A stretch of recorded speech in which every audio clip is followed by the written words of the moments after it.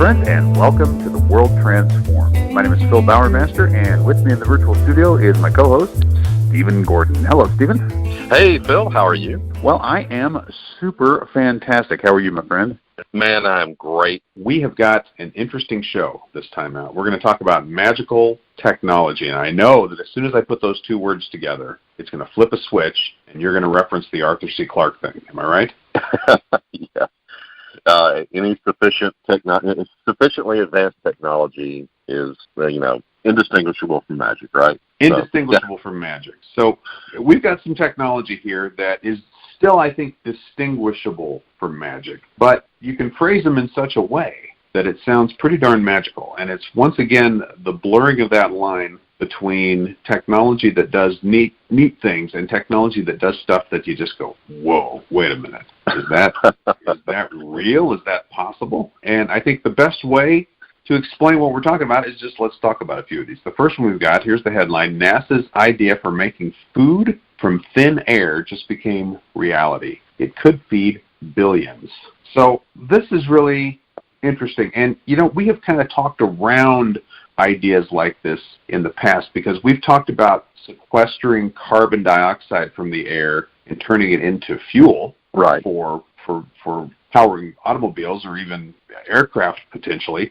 So we know that there's energy in the CO2 that's in the atmosphere, or that's in just coal, or anywhere you want to find carbon. Carbon equals energy for our economy, but also for our biology. We actually feed off stuff that's made out of variations on carbon, or things that can be well, made. we are, we learned from right. the Star Trek the motion picture, Phil, that we're carbon units. So. That's right. So. Carbon-based units.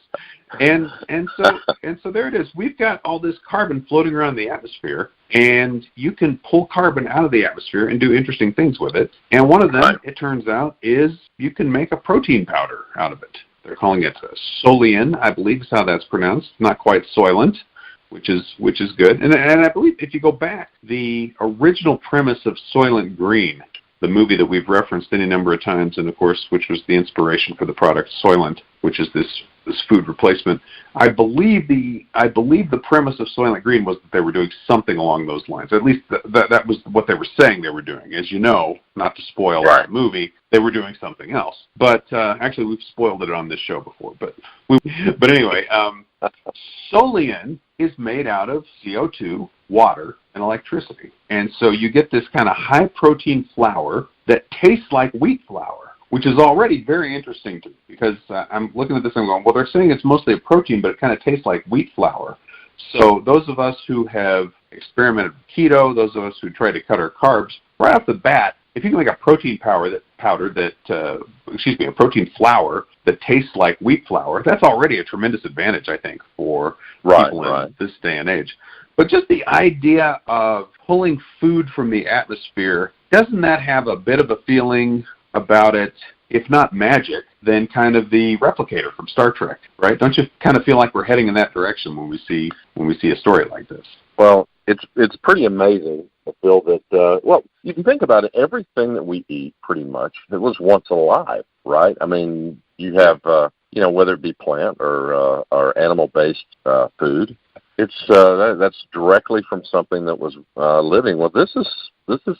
If you're pulling this from the atmosphere, what you're doing is you're just getting the component parts, the chemistry of food, and putting it together in such a way that you're making something that's edible and good, and apparently can sustain you. That's you're getting to something a little more fundamental than the what you have when you eat stuff that's once alive. You're getting down to the chemistry, and that is a little bit like the replicator, right? The replicator just would put things together, in science fiction, it would put it together based on a plan it has in the computer banks, right? And right.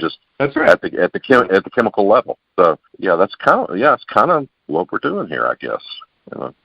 Kind of almost magical, and a very cool idea in terms of, well, it would be great to pull some of that carbon out of the atmosphere. Anyway, we always talk about anything we could do with that carbon other than have it sit there in the atmosphere might be a good idea. Right. But also a great way to provide food to people who need food, which is always a fantastic idea. So you look at this and you go, well, this is a great value proposition all the way around. And I hadn't even thought about it. There's the ethical side of it. This is the vegan's dream. You don't even have to kill plants, right? You have much less animals. Nothing has to die. Yeah. Nothing has to die in order for you to eat. That's a big step forward. But you had actually linked a sort of related story, because we've talked about all these alternatives to agriculture, especially to livestock, factory farms, and those kinds of things. And this kind of falls in line with that when you talk about creating a food source from the atmosphere. Kind of falls in line with what we've talked about around vat meat, around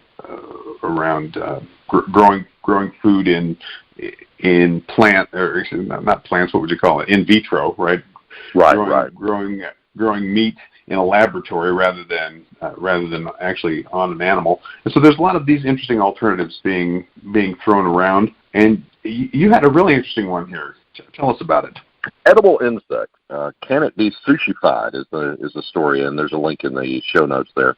There are some really good for you insects. You get a lot of food value out of it, and it's so much easier on the environment than even chickens.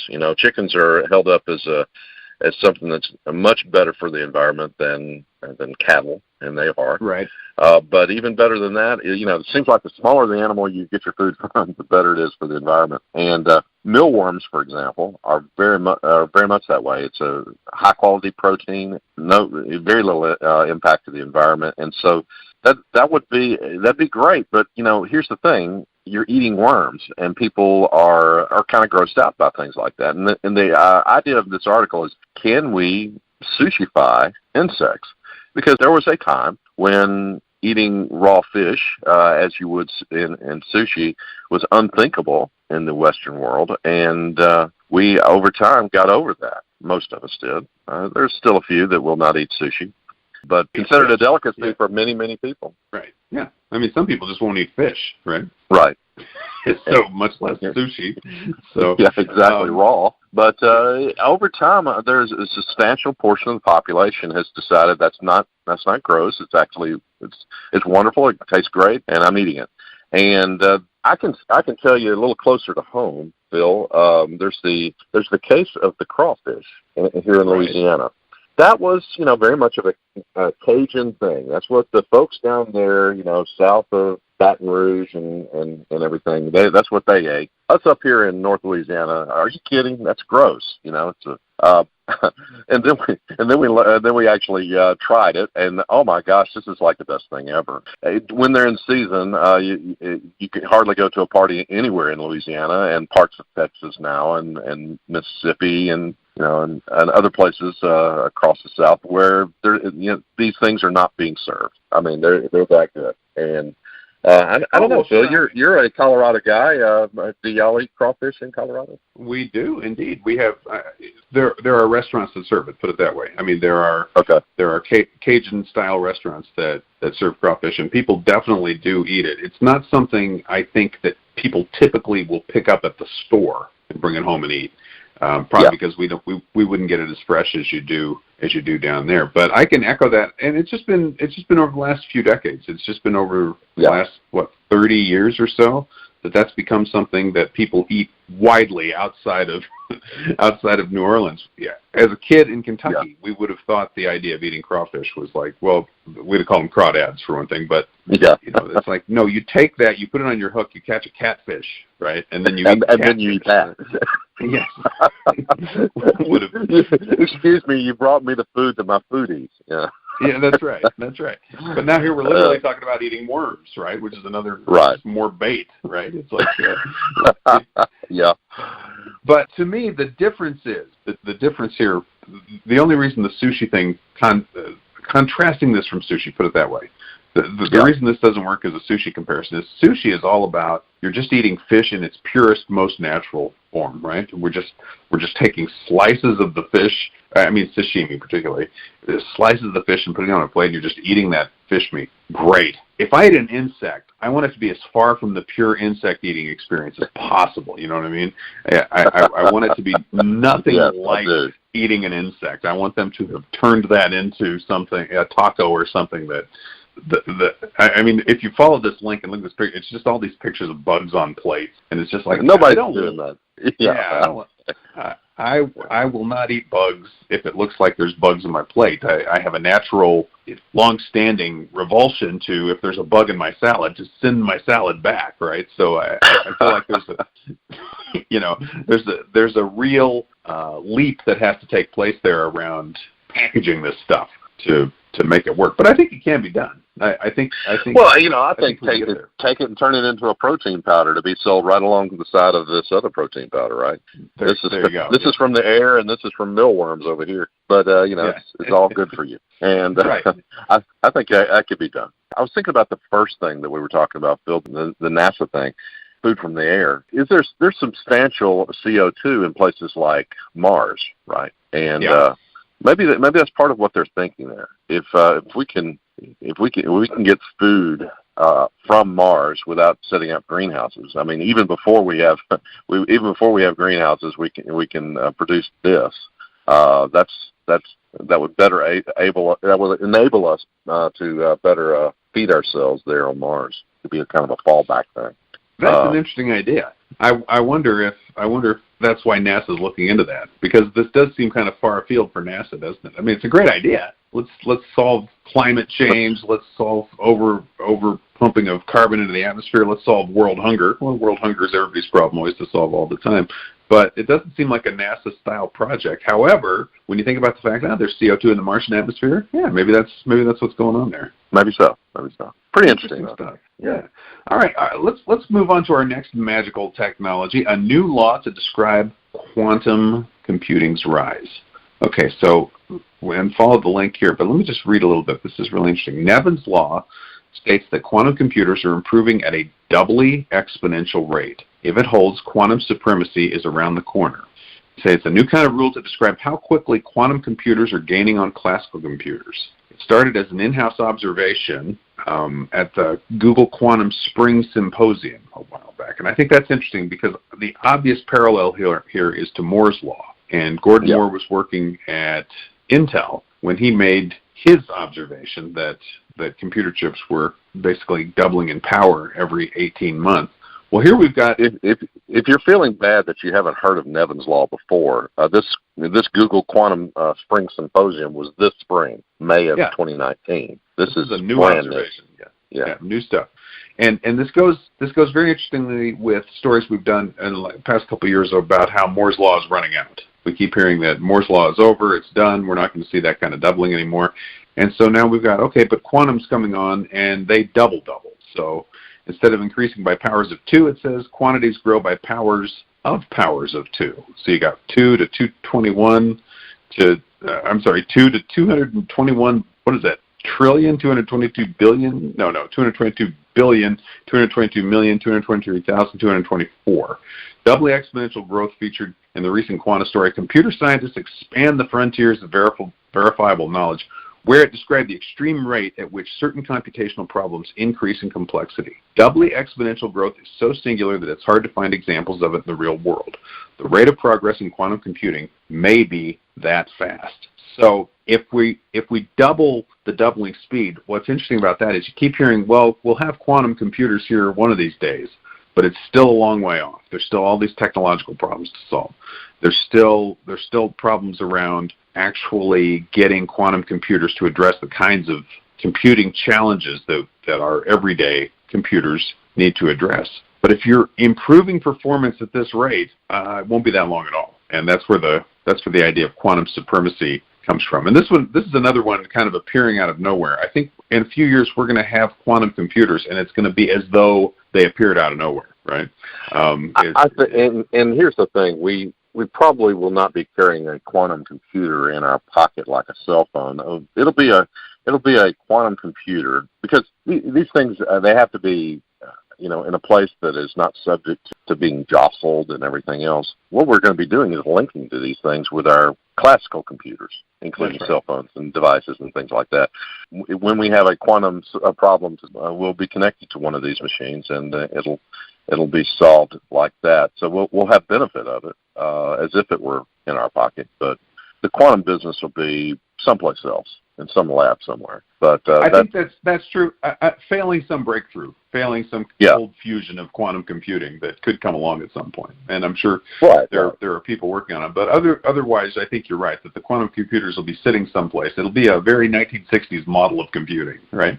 Right. You got a big bank of computers sitting someplace, but with a very modern twist, because we'll be accessing them with our smartphones and our laptops, and using the devices that we currently have that carry what we consider a lot of computing power on them, almost as dumb terminals. They'll almost be like the old dumb terminals for the mainframe systems, because the quantum computer will have that much more computing power. So that's an very interesting future that I think might be a little bit closer than we think it is. Real world examples of growth like that, I don't think we've ever seen, and that was mentioned there in the article. Rabbits, they're pikers. They're not even in the same ballpark with this. Fibonacci famously came up with his sequence of numbers looking at how rabbits reproduce, and you do get that nice exponential growth with the Fibonacci sequence.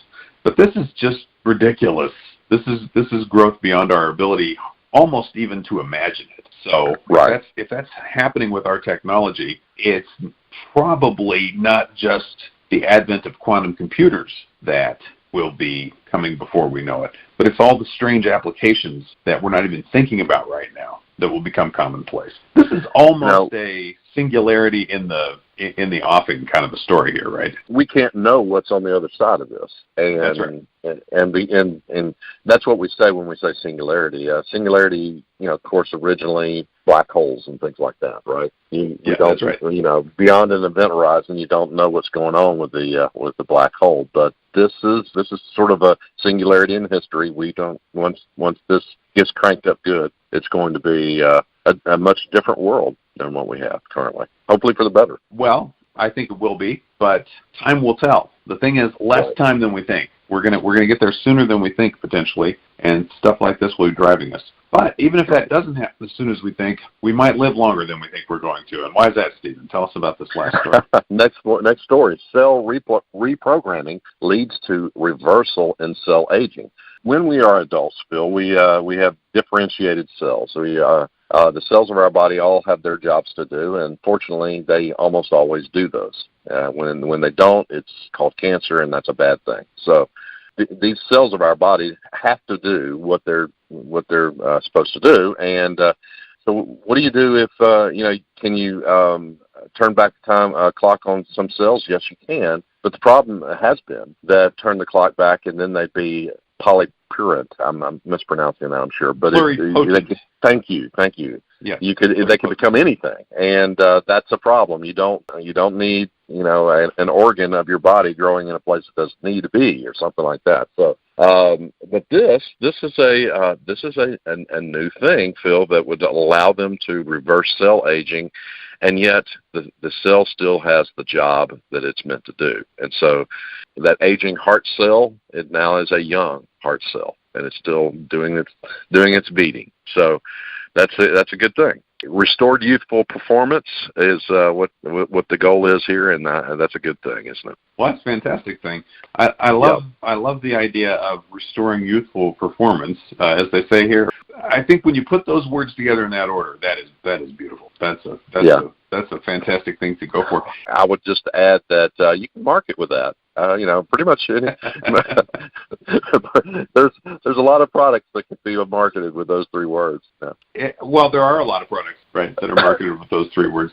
But what if it actually worked? Right? Exactly. It wasn't just snake oil. It was for real. Yeah, people would be knocking down your door to get it. So that's great. That's a fantastic story. The idea that we could take a mature cell and move it back in time, almost, right? It's almost a Doctor Strange kind of a thing, where you're isolating the passage of time, and you're taking just one cell and moving it back in time, moving it to a younger stage, but not all the way back. I mean, the analogy would be taking you, Stephen, and turning you into a young guy in his early 20s, right? Not taking you and turning you back into an embryo, right? Right. That's kind of the difference. You take these cells, and if you wind them back to an earlier stage, they become, as you said, these cells that can become anything. And that's dangerous. You go putting those in your body, and who knows what they'll grow into, right? But if you make them a younger version of themselves, just a younger, healthier version of themselves, well, I mean, what are we made of? We're made of cells, right? If you can take a big enough collection of your fully mature adult cells and turn them into more youthful versions of the same thing, I don't know. Feel like we're onto something there. The blood transfusions that they've been kind of working with that, and particularly in animals. I mean, they'd take an aged mouse and give it a blood transfusion from a young mouse, and all of a sudden its coat's getting glossy again, and it's beginning to move around its cage better and everything. That is a kind of a proof of concept of this, that even blood transfusions from a younger creature can do that. But I mean, what if we go beyond blood and it's actually your cells? That'd be a great thing. So well, yeah, especially because you don't have to go finding a young specimen and take their blood away, to, exactly to make this happen. If there's something you can do to your own cells, and I just have glanced at this story. We've got it linked here. It's over on the Methuselah Foundation. But obviously, whatever they're doing is very isolated to a few cells right now. But if in principle you can take mature cells and rewind them to this earlier stage, I wonder how it would work. Would it be a matter of you could do that to your blood cells, and then that would carry? Yeah, and what would the treatment look like? I mean, would I just have to lay in bed, and have something circulate through, from an IV bag for 6 hours or so one day, and see you back here in 3 months and do it again? What would treatment like that look like? I don't know. We're a ways off from seeing that. What we want it to be is a potion, right? If we're sticking with our magic tech idea, just drink a potion, and then all our cells start reversing themselves to an earlier healthy state. But I'd certainly settle for an IV bag. In fact, I'd be okay if you could take some of my blood out, culture it, rewind the cells, and then give me new young blood that then makes the rest of my body work younger. Something along those lines. Hey, we're just spitballing here, Methuselah Foundation, if you're listening. Try some of these things. And I'm willing to volunteer you, Stephen, as a guinea pig for anything. There's no sacrifice is too great as long as it involves trying it out with Stephen. Well, I'm just saying that is a sacrifice I'm prepared to make. That's all. It's a step I'm ready to take in the interest of science. You don't want to be a science denier, right, Stephen? I was under the impression that you like science. Well, I don't know. Maybe I have the wrong idea. We'll have to talk about this offline. Look, they need to keep doing it with mouse cells and with cells in petri dishes and so forth for a while here. But eventually this can turn into something. And I think the fact that it's happening in principle, like with these other two stories, in principle you can make food out of CO2, which we didn't know we could do. In principle, we've got computers that are exponentially exponential, which means incredibly cool things happening potentially. And here you've got the potential fountain of youth. So it's all kind of magical sounding. And I guess what we need for each of these is to get them past the magical stage, get them to the point where, because a lot of the technology and one of these stories kind of powers all of it, right? I mean, if we've got the quantum computer, the problems that were unsolvable before become solvable. That's right. And you get all kinds of cool things, including this stuff, all the rest of this. So, well, as you always say, superintelligence is all other superpowers are downstream from superintelligence. It's the enabling technology. It's the gateway to all of it. So, yeah, absolutely. The genie in Aladdin is just smarter than everybody else. That's why he's able to perform all that magic. He knows a lot of stuff we don't know. That's why he can do it. All right, well, there's your 3 wishes. If you want 3 wishes, I wish I could have food from thin air. I wish I could have a super fast evolving computer, and I wish I could be young again. Those aren't bad wishes, and here we've got science directing us towards solving all 3 of them. So I think with that, Stephen, I'm going to say this has been fun discussing this with you. We are going to be back very soon with another show talking about more fun stuff. And until next time, live to see it.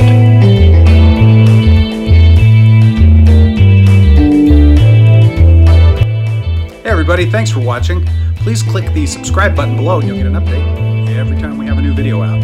Also, check out some of our archive videos. We've done more than 800 shows, so you got a lot of catching up to do. better get started.